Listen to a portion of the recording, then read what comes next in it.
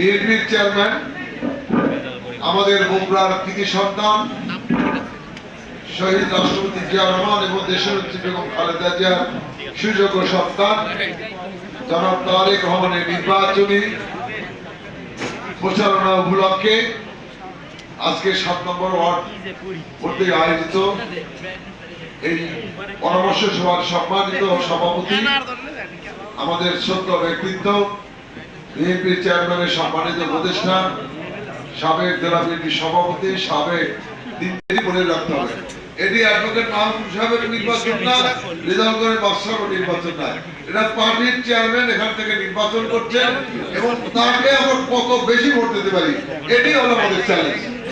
আমরা তো জয়লাভ করবো ইনশাআল্লাহ, কিন্তু কত ব্যবধানে জয়লাভ করবো সেটি আমাদের বক্তব্য। সেই মহিলাদেরকে আমাদের কাজে লাগাতে হবে এবং মাহাত্মা ইতিমধ্যে বলে নির্বাচনী মত বিনিময় সভায় উপস্থিত সম্মানিত সভাপতি, বগুড়া পৌরসভার সাবেক সফল মেয়র জননেতা অ্যাডভোকেট মাহবুব রহমান ভাই,